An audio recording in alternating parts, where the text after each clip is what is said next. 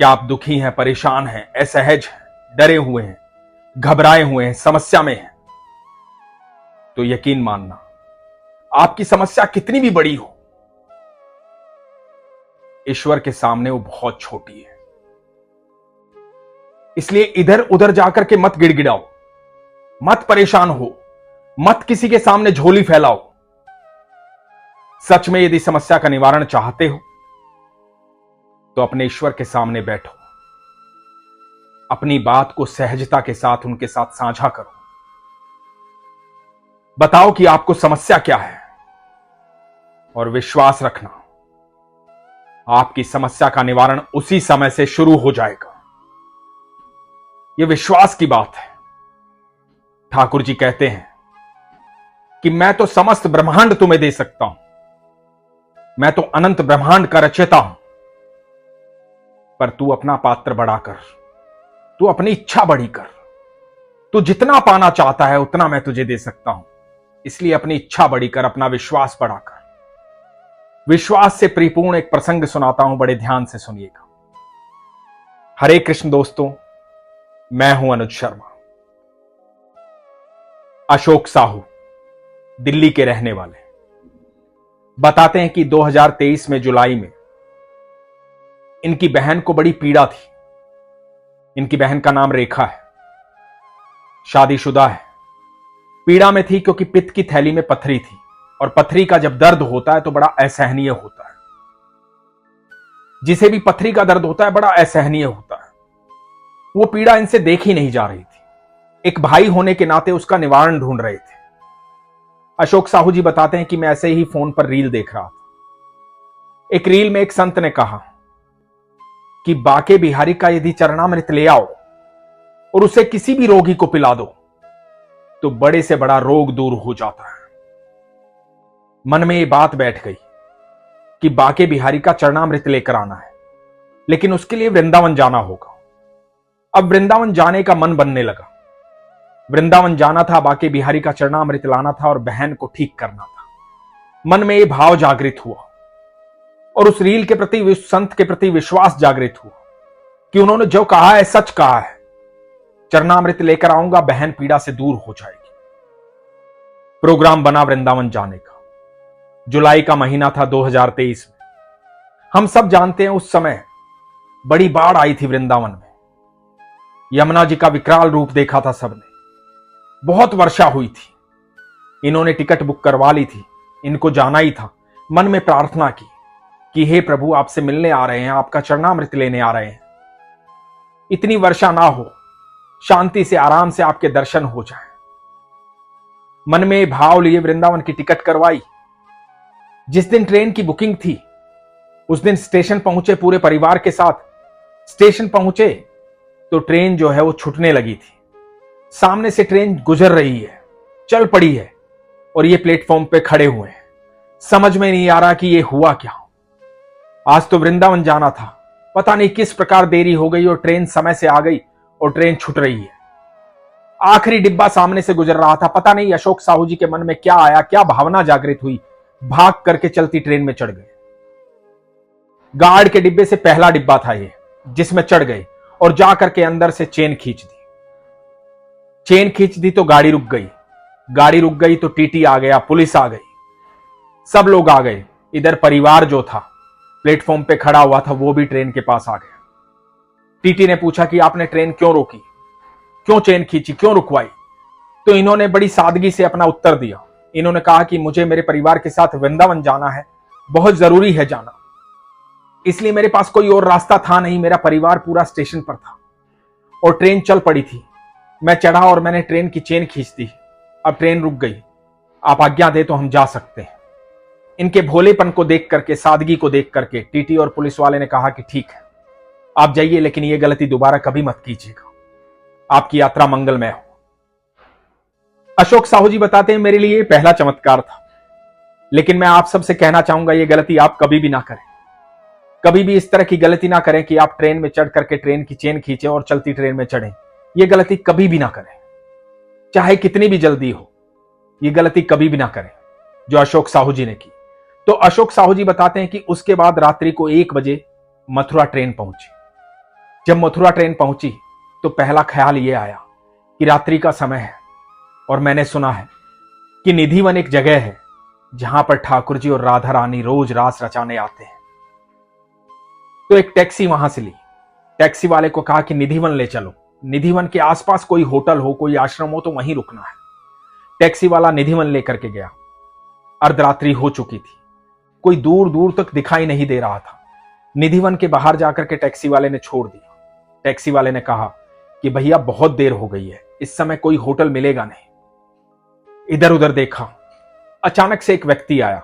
उसने कहा कि होटल की आवश्यकता है, कमरा चाहिए तो आओ मेरे साथ। एक कमरे की व्यवस्था हो गई।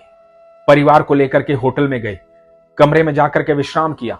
पर इनके मन में विश्राम नहीं चल रहा था, इनके मन में चल रहा था कि जल्दी से सुबह हो और मैं निधिवन जाऊं।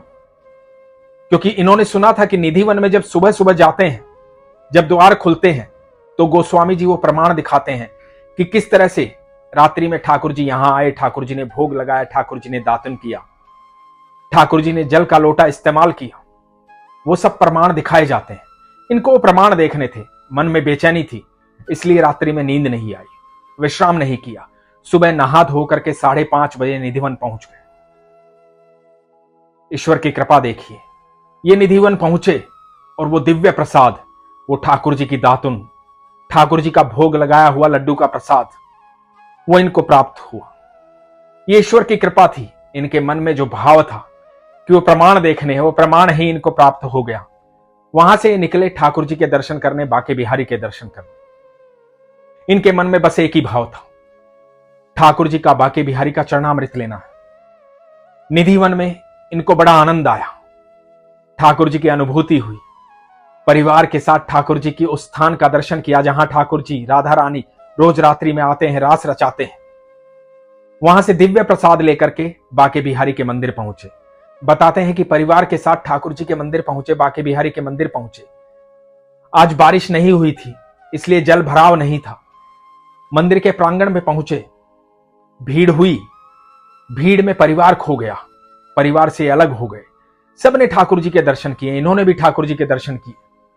वहीं मंदिर से फोन किया अपने परिवार वालों को। परिवार वालों ने बताया कि गेट नंबर 4 की तरफ हम खड़े हैं, हम मंदिर से बाहर निकल गए हैं। ये उनको ढूंढते हुए मंदिर से बाहर निकले और मंदिर के पीछे पहुंच गए। जब मंदिर के पीछे वाली दीवार पर पहुंचे तो इनके मन में चल रहा था कि चरणामृत लेना है, कहीं से पूछना है कि चरणामृत कहां मिलेगा। तो इन्होंने देखा कि मंदिर के पिछली दीवार पर हाथी के मुख बने हुए हैं, वहां से जल धारा बह रही है। कुछ लोग वहां से जल पी रहे हैं, इनको भी प्यास लगी थी, इन्होंने भी वहां से जल पिया। अशोक साहू जी बताते हैं कि उस जल का पान करने के बाद ऐसा लगा जैसे अमृत पान कर लिया हो। इनको नहीं पता था वही ठाकुर जी का चरणामृत है। ये अपने परिवार को ढूंढते हुए आगे बढ़े। परिवार मिला। जब परिवार मिला तो इनको आभास हुआ कि वही शायद ठाकुर जी का चरणामृत था। इन्होंने एक बोतल ली, परिवार के साथ वापस वहां पहुंचे, उस बोतल को भरा, ठाकुर जी का चरणामृत अपनी बोतल में भरा और वहां से ठाकुर जी के दर्शन करके, वृंदावन में मंदिरों के दर्शन करके, भगवान के दर्शन करके, वृंदावन भ्रमण करके वापस अपने घर दिल्ली पहुंचे। अपनी बहन को ठाकुर जी का चरणामृत दिया, संपूर्ण विश्वास के साथ कहा कि चरणामृत लेकर आया हूं, तुम इसका पान करो, तुम बिल्कुल ठीक हो जाओगे। अशोक साहू जी बताते हैं कि चरणामृत का पान किया और बहन की हालत में सुधार होने लगा। बहन काफी कमजोर हो गई थी, लेकिन अब धीरे धीरे स्वस्थ होने लगी। उनके स्वास्थ्य में सुधार हो गया, उनकी पीड़ा दूर हो गई और वो स्वस्थ हो गई, सेहतमंद हो गई, पहले से काफी ठीक हो गई। अशोक साहू जी बताते हैं कि ये यात्रा मैं जीवन में भूल नहीं सकता। किस तरह मुझे दिव्य प्रसाद मिला जिसकी बिल्कुल अपेक्षा नहीं थी। बिल्कुल ये नहीं पता था कि मैं दिव्य प्रसाद प्राप्त करूंगा। निधिवन में दिव्य प्रसाद प्राप्त किया और अचानक से ठाकुर जी ने वहां पहुंचा दिया जहां उनका चरणामृत मिलना था। नहीं तो मैं खोजता रहता, किसी से पूछता, लेकिन ठाकुर जी ने अपने आप वहां पहुंचा दिया। यह विश्वास की बात है, आस्था की बात है। जब आपका सच्चा विश्वास होता है, सच्ची आस्था होती है और आप अपने मन की बात, अपनी समस्या अपने ईश्वर से साझा करते हैं, तो आप यकीन मानना, आपकी इस दुनिया में कोई सुने ना सुने, लेकिन आपके ईश्वर जरूर सुनते हैं।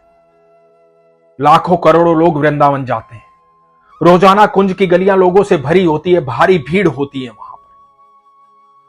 मन में भिन्न भिन्न बातें होती हैं लोगों की, इच्छाएं होती हैं भिन्न भिन्न। सबकी बातों को सुनते हैं मेरे ठाकुर, सबकी इच्छाओं को सुनते हैं मेरे ठाकुर। लेकिन जो वृंदावन पहुंच जाता है ठाकुर जी उसे जरूर देखते हैं, वो ठाकुर जी के ध्यान में जरूर रहता है। और जो वृंदावन नहीं पहुंच पाता है, अपने मन की बात विश्वास से ठाकुर जी के साथ साझा करता है, तो आप यकीन मानना आपकी समस्या का निवारण उसी समय हो जाता है जिस समय अपनी बात को आप ठाकुर जी के सामने रखते हैं। आपका विश्वास सच्चा होना चाहिए। तो याद रखिए, आपकी समस्या कितनी भी बड़ी हो, कितना भी डर हो, कितना भी भय हो, आपको हर चीज से सिर्फ एक ही बात मुक्त कर सकती है, वो है आपका विश्वास। विश्वास अपने ईश्वर पर, विश्वास ठाकुर जी पर। आप ठाकुर जी के सामने शांति से बैठिए। आप वृंदावन पहुंचते हैं या नहीं पहुंचते हैं, आप मंदिर जा पाते हैं या नहीं जा पाते हैं, आप जहां भी हैं, जिस जगह भी हैं, उसी जगह बड़ी शांति से बैठिए। मन में ध्यान कीजिए ठाकुर जी का और अपनी समस्या कह डालिए, साझा कीजिए ठाकुर जी से, और फिर देखिए उसी क्षण से आपकी समस्या का निवारण शुरू हो जाएगा। यह विश्वास की बात है।